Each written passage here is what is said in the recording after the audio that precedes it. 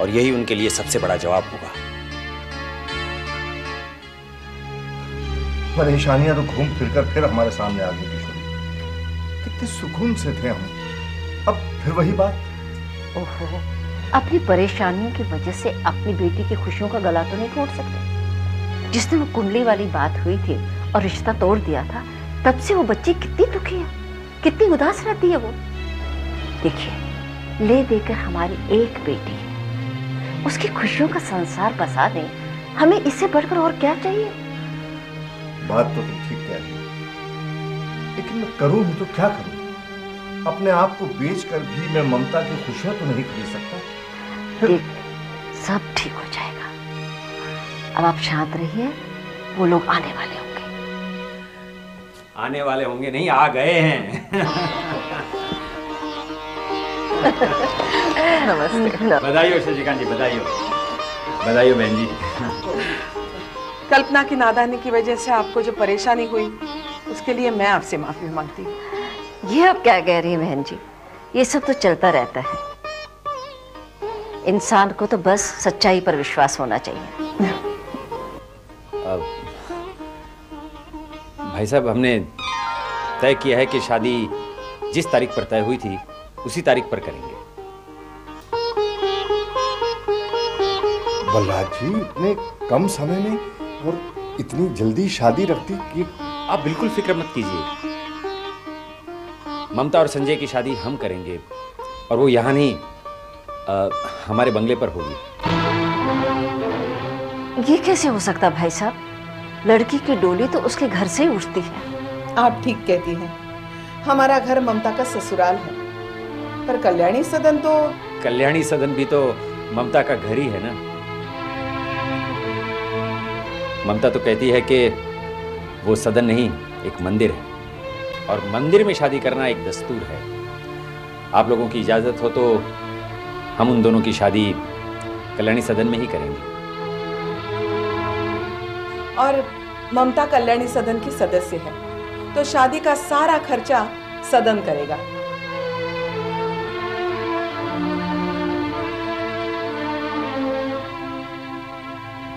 आपको जो करना है वो कर सकते हैं। बलराज जी,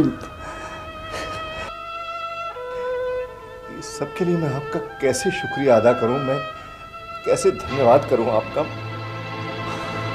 भाई साहब, शुक्रिया तब अदा किया जाता है जब अपनापन ना हो। ममता हमारे लिए श्वेता जैसी ही है, उसे हम बहू बनाकर नहीं, बेटी बनाकर ले जा रहे हैं।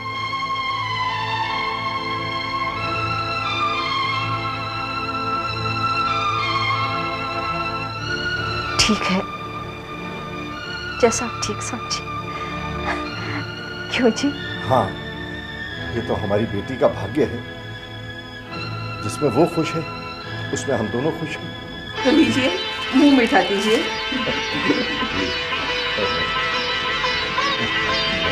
आप भी मुंह मीठा।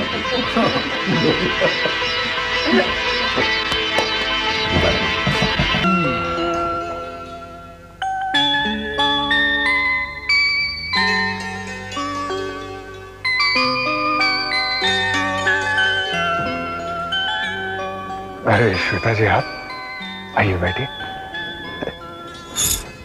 आज कई दिनों बाद आपको मेरी याद आई।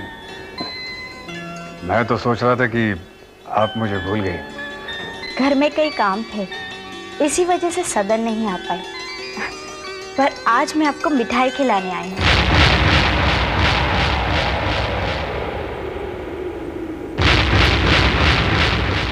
किस बात की मिठाई खिला रही हैं आप? बात तो मैं आपको बाद में बताऊंगी, पहले मेरी एक बात का जवाब दीजिए। मतलब मिठाई भी मुझे बाद में ही खाने को मिलेगी? चलिए, पूछिए क्या पूछना है। तो फिर क्या सोचा आपने? किस बारे में? अरे, इतनी जल्दी भूल गए? उस दिन आपने मुझसे सोचने के लिए कुछ वक्त मांगा था ना।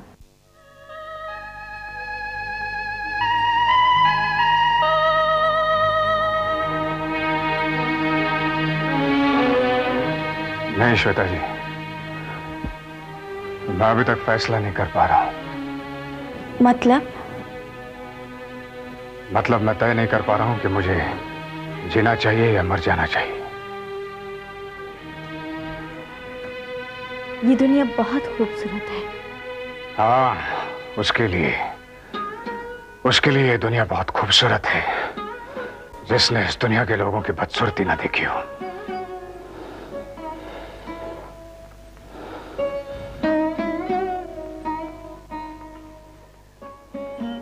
इसमें आपकी कोई गलती नहीं है। मैं हूं ही एक बोर इंसान। जो लोग मेरे पास आते हैं दुखी हो जाते हैं। अब देखिए ना, आप कितने अच्छे मूड में आई थी, पर मैंने अपनी बोरियत भरी बातों से आपको उदास कर दिया, है ना? पर बार बार माफी भी तो नहीं मांगी जा सकती। आपके मुंह पर झूठ भी बहुत अच्छा लगता है। मतलब? मैं झूठ नहीं बोल रहा हूं, सच कह रहा हूं श्वेता जी कि मैं वाकई एक बोर इंसान हूं। पर मैं प्रूफ कर सकती हूँ कि इस समय आप झूठ बोल रहे थे। तो कीजिए कीजिए, शौक से कीजिए। हो सकता है आपकी पिछली बातों की तरह ये बात भी सही हो। जब मैं यहाँ आई थी तब आपका भी मूड बहुत अच्छा था। मुझे तो अकेलेपन से डर लगता है, पर आप अकेले में ही गीत गुनगुना रहे थे। गीत नहीं, शायरी। आपके लिखी हुई? आप बहुत अच्छी शायरी लिखते हैं। अफसोस उस दिन मैं बस 4 लाइनें ही पढ़ पाई। आपको शेर व शायरी अच्छी लगती है? अच्छी चीज भला किसे बुरी लगेगी? उस दिन आप कौन सी शायरी गुनगुना रहे थे? छोड़िए ना श्वेता जी, क्या करेंगे मेरे दर्द की दास्तान को सुनकर? दर्द बांटा भी तो जा सकता है। नहीं नहीं, मैं अपना दर्द बांटना नहीं चाहता। जिस दर्द ने मुझे इतना परेशान किया, उस दर्द को मैं बांटकर नहीं। श्वेता जी, छोड़िए ना इन सब बातों को। हाँ, आप आज मुझे मिठाई खिलाने वाली थी ना, किस बात के लिए? एक गुड न्यूज है, आप सुनेंगे तो आपका भी मन खुश हो जाएगा। अच्छा। जानते हैं, ममता है ना? ममता? हाँ, क्या हुआ? उसे कुछ नहीं हुआ, उसकी शादी है। हमारे संजय भैया है ना, सब इंस्पेक्टर, उनके साथ। है ना गुड न्यूज? लीजिए, मुंह मीठा कीजिए। चलिए जाइए यहाँ से, चलिए जाइए। देखिए, मुझे शादी, ब्याह, रिश्ते, नाते, प्यार और मोहब्बत से सख्त नफरत है। चले जाइए यहाँ से, चले जाइए यहाँ से। और देखिए, दोबारा इन बातों को मेरे सामने मत दोहराइएगा। Get lost, Soumya! Get lost!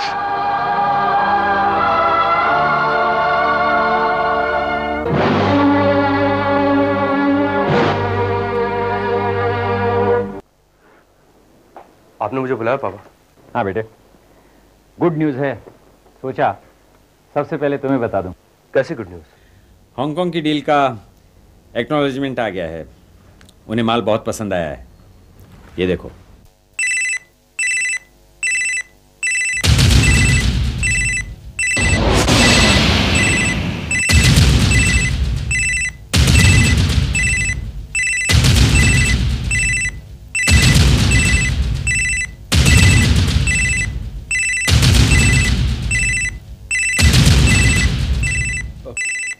पापा मैं अभी आया।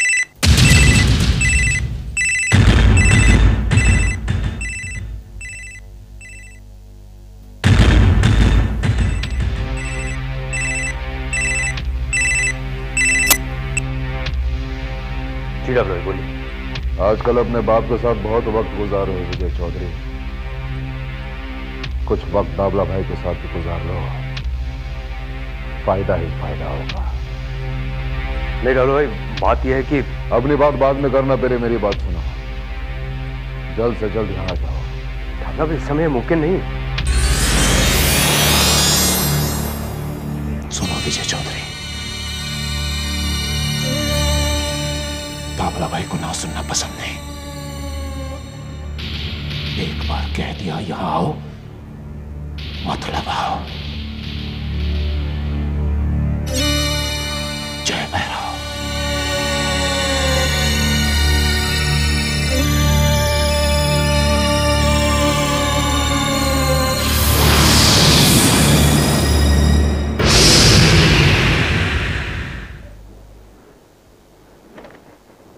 किसका फोन था? दोस्त का पापा। अच्छा, आज तक तो तुम्हारी दोस्ती सिर्फ बिजनेस के साथ थी। अब ये कौन है? हाँ?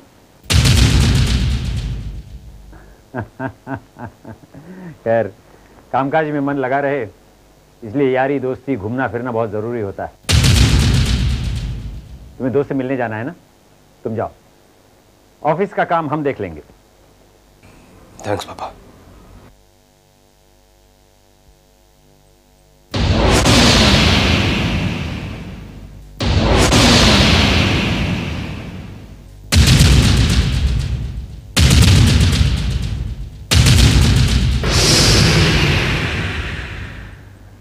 विजय, मैं अपने धंधे में बहुत ईमानदार हूं। जितनी भूख होती है उतना ही खाता हूं। हांगकांग डील में मेरी बहुत कमाई हुई,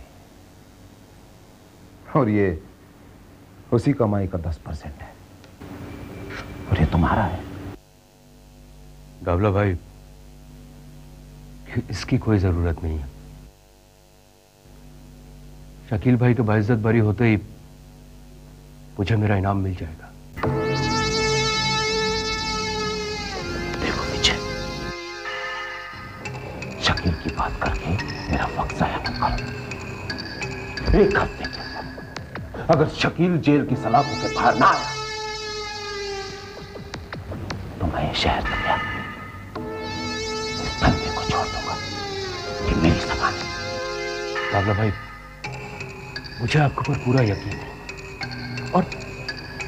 और मैं आपकी पहुंच को भी जानता हूं। लेकिन प्लीज मुझे ये पैसे लेने दो।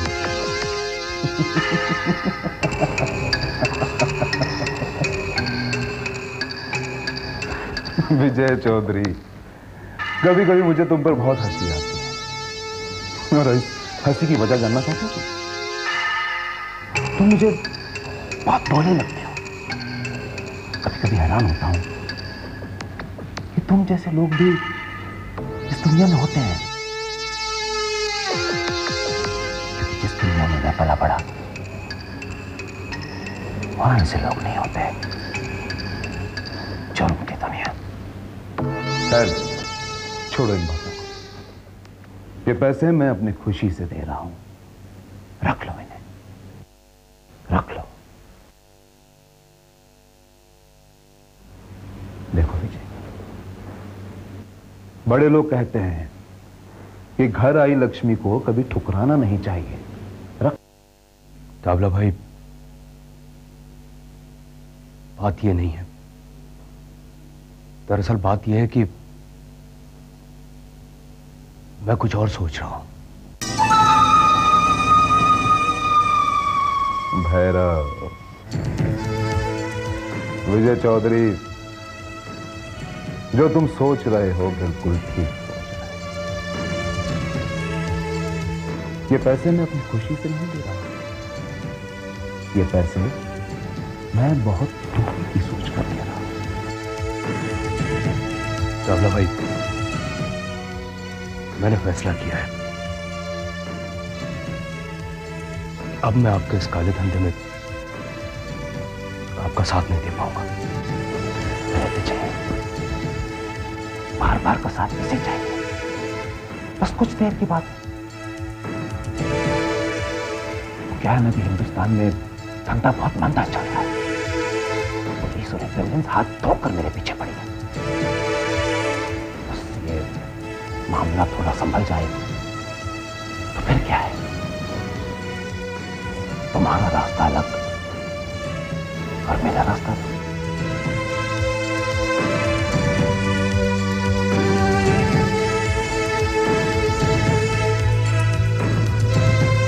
बाबला भाई, मैंने तय कर लिया है,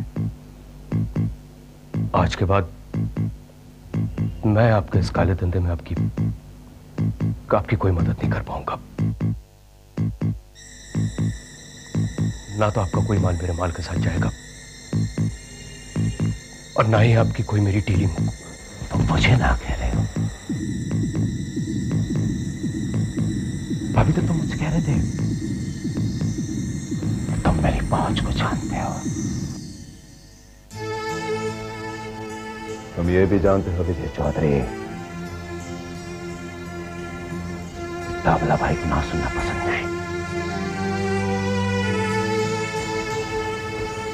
जानते हो ना, तुम्हें यह भी बताया जा चुका है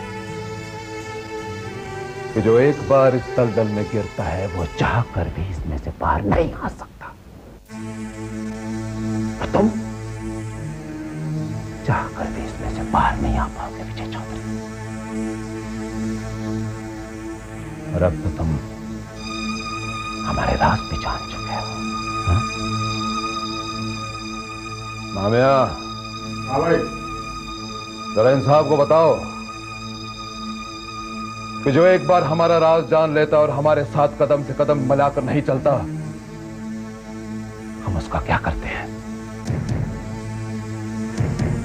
बताओ इन्हें।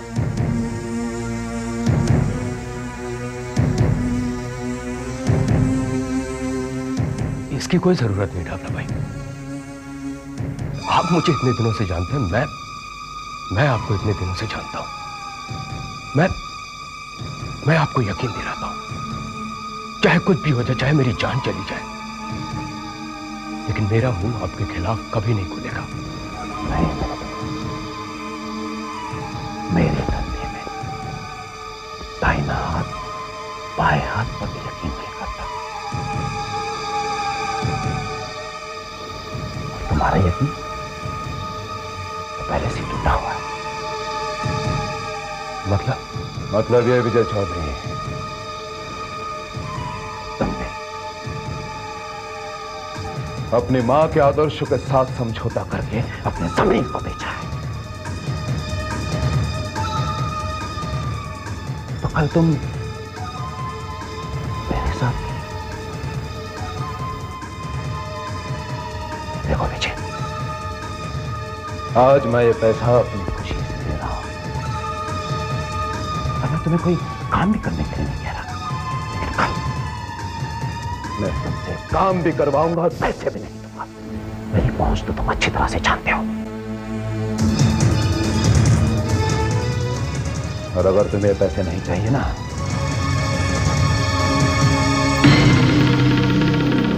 यहां से बाहर जाकर पैसों को किसी गड्ढे में फेंक देना। जय भैरव।